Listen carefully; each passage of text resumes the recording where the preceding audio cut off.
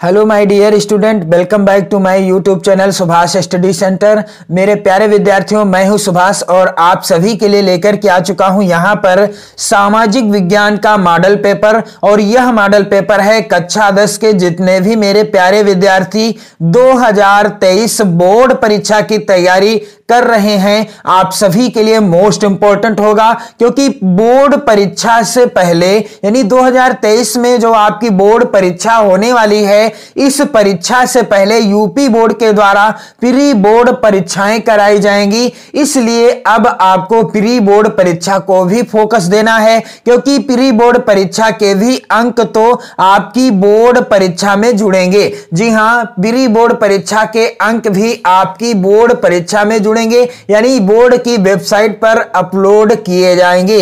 जैसा कि आप सभी जानते हैं, प्री बोर्ड परीक्षा भी काफी ज्यादा इंपॉर्टेंट है, क्योंकि यदि किसी कारण से आपकी बोर्ड परीक्षा नहीं होती है तो आप प्री बोर्ड परीक्षा के आधार पर ही आपका रिजल्ट बन जाएगा। तो इसलिए आप सभी प्री बोर्ड परीक्षा की भी बेहतर तैयारी करते रहें। और यह जो मॉडल पेपर मैं आप सभी के लिए लेकर के आया हूं, यह आपकी प्री बोर्ड परीक्षा और बोर्ड परीक्षा दोनों ही परीक्षाओं के लिए मोस्ट इंपॉर्टेंट है। क्योंकि इस मॉडल पेपर के जितने भी प्रश्न हैं, मैं सभी को आपको सॉल्व करके भी बताऊंगा किस तरीके के प्रश्न आएंगे आपकी प्री बोर्ड परीक्षा में और किस तरीके के प्रश्न होंगे आपकी बोर्ड परीक्षा में। जैसा कि आप सभी जानते हो, पेपर का समय रहेगा 3 घंटे 15 मिनट का और पेपर का पूर्णांक रहेगा मेरे प्यारे विद्यार्थियों 70 अंक का। और यहां पर आप ध्यान दीजिएगा, कुछ सामान्य से निर्देश दिए गए हैं। जैसा कि पहला है, प्रारंभ के 15 मिनट परीक्षार्थियों को प्रश्न पत्र पढ़ने के लिए निर्धारित हैं। अगला है, यह प्रश्न पत्र 2 खंडों में खंड आ एवं खंड बा में विभाजित है। और इसके बाद अगला निर्देश है कि खंड आ में 20 अंक के बहुविकल्पीय प्रश्न हैं। खंड आ में कितने अंक के? 20 अंक के बहुविकल्पीय प्रश्न हैं। और इन प्रश्नों में सही विकल्प का चयन कर OMR पत्रक में भरिए। OMR सीट में आपको 20 प्रश्नों का आंसर फिल करना होगा।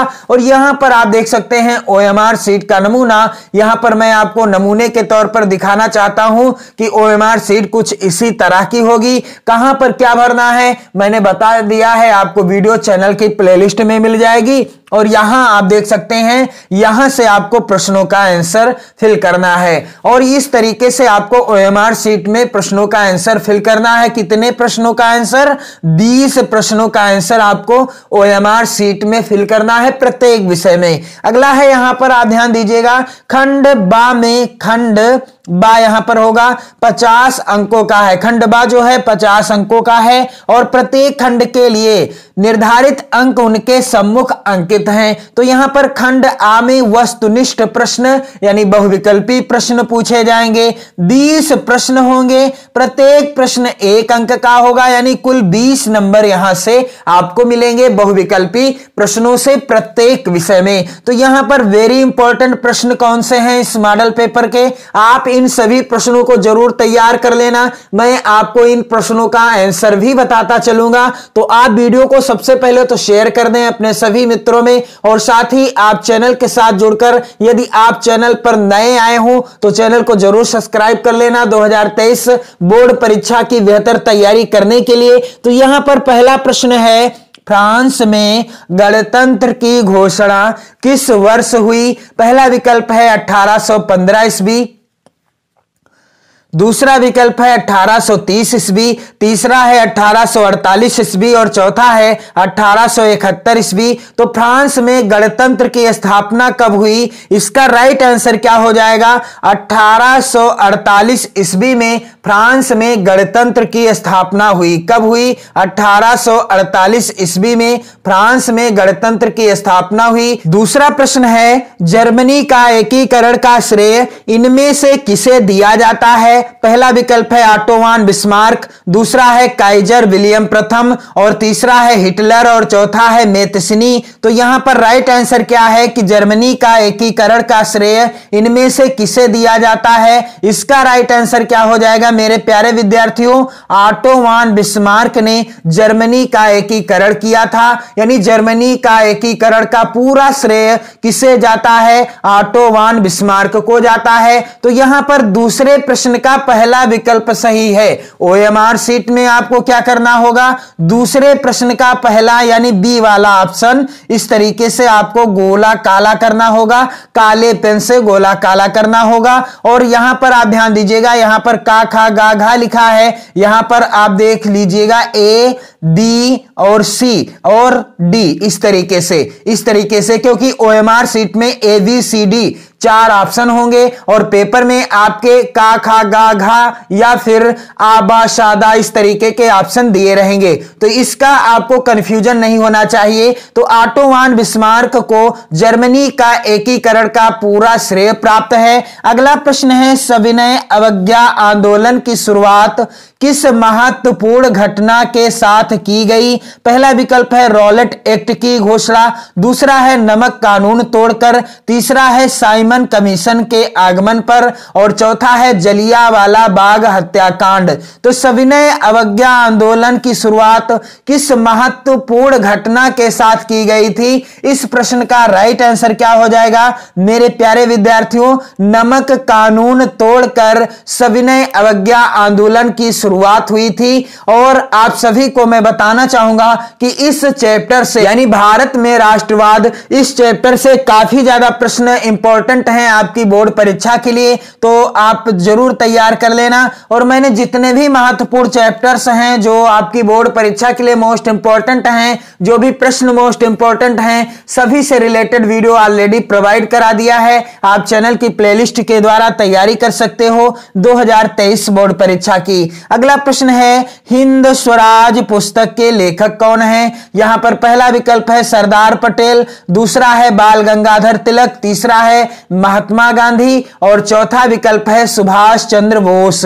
तो हिंद स्वराज पुस्तक के लेखक हैं महात्मा गांधी। मैंने कई बार इस प्रश्न को शामिल भी किया है कई वीडियो में। अगला प्रश्न है, 18वीं शताब्दी तक संसार के कौन से देश सबसे धनी देश माने जाते थे? पहला विकल्प है चीन और भारत, दूसरा विकल्प है फ्रांस और अमेरिका, तीसरा विकल्प है जापान और भारत, चौथा विकल्प है चीन और इटली। तो 18वीं शताब्दी तक संसार के कौन से देश सबसे धनी देश माने जाते थे? इसका राइट आंसर क्या हो जाएगा मेरे प्यारे विद्यार्थियों? जापान और भारत। यहां पर राइट आंसर हो जाएगा जापान और भारत 18वीं शताब्दी तक संसार के सबसे धनी देश माने जाते थे। अगला प्रश्न है वेरी इंपॉर्टेंट और प्रश्न क्या है, बेल्जियम की राजधानी क्या है? पहला विकल्प है ब्राजील, दूसरा है बैंकॉक, तीसरा है न्यूयॉर्क और चौथा है ब्रुसेल्स। तो राइट आंसर क्या होगा मेरे प्यारे विद्यार्थियों? बेल्जियम की राजधानी क्या है? इसका राइट आंसर हो जाएगा ब्रुसेल्स। जो है यह कहां की राजधानी है या किसकी राजधानी है? बेल्जियम की राजधानी है। अगला प्रश्न है, विश्व व्यापार संगठन की स्थापना कब हुई? 1 जनवरी 1993 में, 1 जनवरी 1990 में, तीसरा विकल्प है 1 जनवरी 1985 में, चौथा विकल्प है 1 जनवरी 1995 में। तो राइट आंसर क्या होगा मेरे प्यारे विद्यार्थियों? विश्व व्यापार संगठन की स्थापना 1 जनवरी 1995 ईस्वी में हुई थी। यहां पर राइट आंसर क्या है? 1 जनवरी 1995 में। अगला प्रश्न है, निम्नलिखित में से भारत प्रमुख रूप से किसका आयात करता है? पहला है विकल्प खाद्यान्न, दूसरा है विकल्प जूट का सामान, तीसरा है विकल्प चाय और चौथा विकल्प है कच्चा पेट्रोलियम। तो राइट आंसर क्या होगा कि निम्नलिखित में से भारत प्रमुख रूप से किसका आयात करता है? यहां पर राइट आंसर हो जाएगा इस प्रश्न का, यहां पर हो जाएगा कच्चा पेट्रोलियम जो है इसका भारत प्रमुख रूप से आयात करता है, यानी अपने देश में मंगाता है। तो जब किसी भी देश में, यानी जैसे उदाहरण के लिए भारत में यदि विदेश से सामान आता है, भारत सामान विदेश से मंगाता है कोई भी चीज, तो वह आयात की गई होती है। और जब भारत के द्वारा किसी अन्य देश को सामान भेजी जाती है कोई वस्तु, तो वह क्या हो जाती है? निर्यात की गई वस्तु हो जाती है। अगला प्रश्न है, निम्नलिखित में से कौन सा भारत का संघीय राज्य नहीं है? पहला है विकल्प महाराष्ट्र, दूसरा विकल्प है उत्तर प्रदेश, तीसरा विकल्प है दिल्ली और चौथा विकल्प है पंजाब। तो राइट आंसर क्या होगा कि कौन सा भारत का संघीय राज्य नहीं है? राइट आंसर है मेरे प्यारे विद्यार्थियों यहां पर दिल्ली, राइट आंसर हो जाएगा दिल्ली। अगला प्रश्न कह रहा है, लोकतांत्रिक सरकार में सभी नागरिक हैं, क्या हैं? अलग अलग हैं, अच्छे हैं, बुरे हैं या एक समान हैं? तो लोकतांत्रिक सरकार में सभी नागरिक क्या हैं? सभी नागरिक हैं, यहां पर आप ध्यान दीजिएगा, एक समान। लोकतांत्रिक सरकार में सभी नागरिकों को एक समान माना जाता है। अगला प्रश्न है, भारत में जीविका का प्रमुख स्रोत क्या है? वेरी इंपॉर्टेंट प्रश्न है आपकी बोर्ड परीक्षा के लिए और प्री बोर्ड परीक्षा के लिए भी। तो आप इस वीडियो को शेयर जरूर कर देना मेरे प्यारे विद्यार्थियों, और आप इन सभी प्रश्नों का आंसर भी कमेंट करके बताते रहिएगा। भारत में जीविका का प्रमुख स्रोत है, क्या है? कृषि, उद्योग, व्यवसाय या इनमें से कोई नहीं? तो भारत में जीविका का प्रमुख स्रोत क्या है? इसका राइट आंसर हो जाएगा कृषि, क्योंकि आप सभी जानते हो कि हमारा भारत कृषि प्रधान देश है। अगला है प्रश्न, लोकतंत्र की जड़ें किस प्रकार मजबूत होती हैं? पहला विकल्प है जन विरोधी गतिविधियों द्वारा, दूसरा विकल्प है परस्पर सामंजस्य द्वारा, तीसरा विकल्प है धरना प्रदर्शन द्वारा और चौथा विकल्प है जन आंदोलनों द्वारा। तो राइट आंसर क्या हो जाएगा मेरे प्यारे विद्यार्थियों? लोकतंत्र की जड़ें किस प्रकार मजबूत होती हैं? इसका राइट आंसर हो जाएगा, यहां पर आप ध्यान दीजिएगा, यहां पर राइट आंसर है धरना प्रदर्शन द्वारा। राइट आंसर क्या है? धरना प्रदर्शन के द्वारा लोकतंत्र की जड़ें मजबूत होती हैं।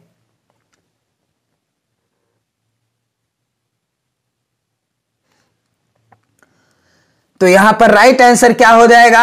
इस प्रश्न का आंसर आप कमेंट करके बताइएगा। इस प्रश्न का आंसर क्या होगा? बिल्कुल आसान सा प्रश्न है। अगला प्रश्न है यहां पर, चाय की खेती के लिए कौन सी मिट्टी उपयुक्त है? पहला विकल्प है लाल मिट्टी, दूसरा विकल्प है लेटराइट मिट्टी, तीसरा विकल्प है पर्वतीय मिट्टी और चौथा है जलोढ़ मिट्टी। तो चाय की खेती के लिए कौन सी मिट्टी उपयुक्त होती है? इसका राइट आंसर हो जाएगा लेटराइट मिट्टी यहां पर। और काली मिट्टी कपास की खेती के लिए उपयुक्त होती है।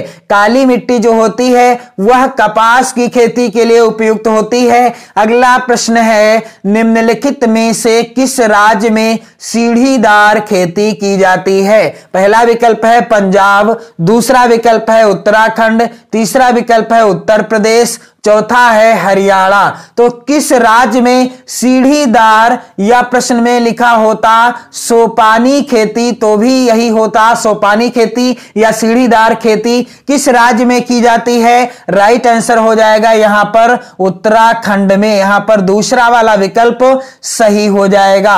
अगला प्रश्न है, निम्नलिखित में से कौन सी फसल मोटे अनाज के अंतर्गत आती है या सम्मिलित की जाती है? पहला विकल्प है मूंगफली, दूसरा है ज्वार, तीसरा है मूंग और चौथा है चना। तो राइट आंसर क्या हो जाएगा? इस प्रश्न का राइट आंसर है कि निम्नलिखित में कौन सी फसल मोटे अनाज के अंतर्गत सम्मिलित की जाती है? यहां पर राइट आंसर है ज्वार। अगला प्रश्न है, सामान्यतः किसी देश का विकास निम्नलिखित में से किस आधार पर निर्धारित किया जा सकता है? यहां पर विकल्प दिए गए हैं इस प्रश्न के, औसत साक्षरता स्तर स्थिति, औसत साक्षरता स्तर, दूसरा है लोगों की स्वास्थ्य स्थिति, तीसरा विकल्प है प्रति व्यक्ति आय और चौथा विकल्प है यहां पर ये सभी। तो राइट आंसर क्या होगा? इस प्रश्न का राइट आंसर है ये सभी। अगला प्रश्न है निम्न पड़ोसी देशों में से मानव विकास के लिहाज से किस देश की स्थिति भारत से बेहतर है? पहला है नेपाल, दूसरा है पाकिस्तान, तीसरा है यहां पर बांग्लादेश और चौथा है म्यांमार। तो राइट आंसर क्या होगा? इस प्रश्न का राइट आंसर है यहां पर म्यांमार राइट आंसर है। अगला प्रश्न है भारत की पहली नदी घाटी परियोजना किस नदी पर बनाई गई? पहला विकल्प है नर्मदा, दूसरा है चिनाब, तीसरा है दामोदर और चौथा है कोशी। तो भारत की पहली नदी घाटी परियोजना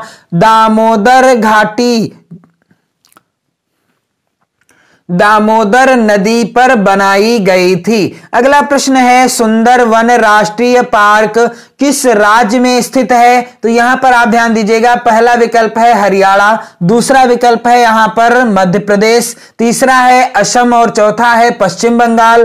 तो सुंदरवन राष्ट्रीय पार्क कहां पर स्थित है? इसका राइट आंसर हो जाएगा पश्चिम बंगाल में। अगला प्रश्न है निम्नलिखित में से क्या राज्य सूची का विषय नहीं है? पहला विकल्प है कृषि, दूसरा है पुलिस, तीसरा है मुद्रा और चौथा है सिंचाई।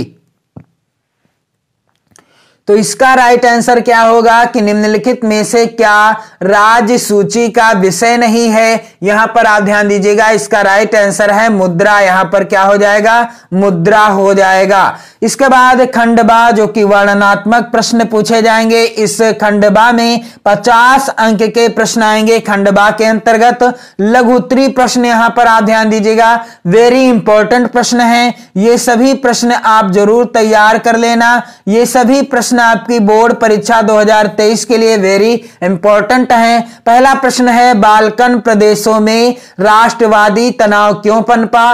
और अथवा में प्रश्न है यहां पर रॉलेट एक्ट के खिलाफ चले आंदोलन का दमन किस प्रकार किया गया? ये सभी प्रश्न महत्वपूर्ण हैं और प्रत्येक प्रश्न के लिए आपको मिलेंगे 4 नंबर जब आप किसी एक प्रश्न का उत्तर लिखोगे। इसके बाद यहां पर दूसरा प्रश्न है कि राजनैतिक दल और दबाव समूह में अंतर लिखिए। अथवा वाला भी महत्वपूर्ण प्रश्न है कि उत्तरवादी शासन क्या है, इसकी 2 विशेषताएं लिखिए। और इसके बाद प्रश्न संख्या 3 कह रहा है भूदान ग्राम दान आंदोलन के विषय में विस्तृत जानकारी दीजिए। अथवा में प्रश्न आया है भारत में कृषि क्षेत्र की समस्याएं लिखिए। तो वेरी इंपॉर्टेंट हैं ये सभी प्रश्न, आप तैयार कर लेना। अगला प्रश्न कह रहा है आर्थिक क्रियाओं के 3 प्रमुख प्रकारों का वर्णन कीजिए। अथवा में प्रश्न है कि विश्व व्यापार संगठन से आप क्या समझते हैं। दोनों ही प्रश्न वेरी इंपॉर्टेंट हैं आपकी बोर्ड परीक्षा 2023 के लिए। इन दोनों प्रश्नों को आप जरूर तैयार कर लीजिएगा। इसके बाद दीर्घवृत्तीय प्रश्न आएंगे सेकंड टाइप के। और यहां पर प्रश्न संख्या 5 क्या है कि भारत में राष्ट्रवाद के उदय के प्रमुख कारण क्या थे। वेरी वेरी इंपॉर्टेंट प्रश्न आपकी बोर्ड परीक्षा की दृष्टि से। भारत में राष्ट्रवाद के उदय के प्रमुख कारण क्या थे, आपको आंसर बताना है, यानी इस प्रश्न को आपको तैयार कर लेना है।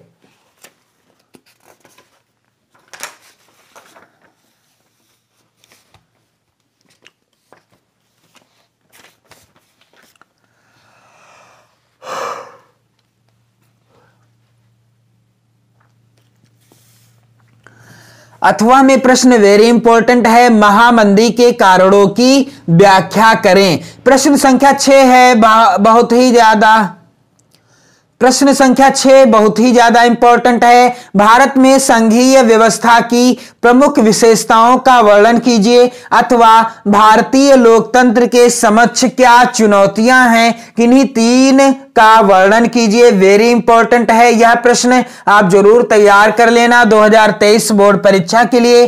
प्रश्न संख्या 7 है, कृषि उत्पादन में वृद्धि सुनिश्चित करने के लिए सरकार द्वारा किए गए उपाय सुझाइए। तो ये प्रत्येक प्रश्न होगा 6 अंक का, आपको किसी एक प्रश्न का उत्तर देना होगा। यहां पर आप ध्यान दीजिएगा, अथवा में प्रश्न आया है 7 का अथवा, ऊर्जा के गैर परंपरागत 4 स्रोतों का विस्तार पूर्वक वर्णन कीजिए। और प्रश्न संख्या 8 क्या है, भारत में वैश्वीकरण, वेरी इंपॉर्टेंट प्रश्न है, भारत में वैश्वीकरण के प्रभावों का विस्तार पूर्वक वर्णन कीजिए। अथवा उपभोक्ता की रक्षा के लिए सरकार द्वारा किए गए उपायों का वर्णन कीजिए। वेरी इंपॉर्टेंट है दोनों ही प्रश्न, आपकी बोर्ड परीक्षा की दृष्टि से आप जरूर तैयार कर लेना इन सभी महत्वपूर्ण प्रश्नों को, क्योंकि वेरी इंपॉर्टेंट हैं। इसके बाद यहां पर आप ध्यान दीजिएगा, प्रश्न क्या कह रहा है यहां पर कि मानचित्र से संबंधित प्रश्न आएगा। प्रश्न संख्या 9,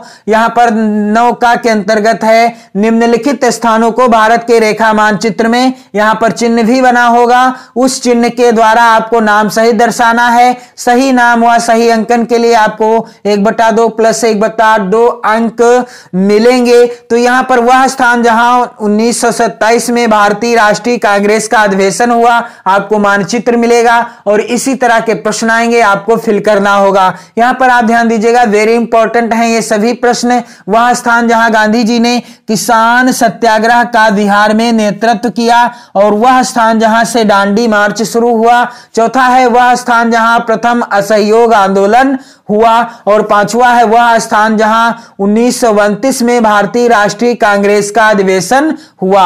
इसके बाद 9 ख के अंतर्गत प्रश्न आएगा, दिए गए भारत के रेखा मानचित्र में निम्नलिखित को दर्शाइए। तो यहां पर टिहरी बांध को इस चिन्ह के द्वारा नाम सहित दर्शाना है। और अगला है, भारत में चावल के सबसे बड़े उत्पादक राज्य कौन कौन से हैं, चिन्ह भी बना होगा। यानी उदाहरण के लिए मैं आपको बता रहा हूं, सेम ऐसे ही प्रश्न आएंगे आपकी बोर्ड परीक्षा में।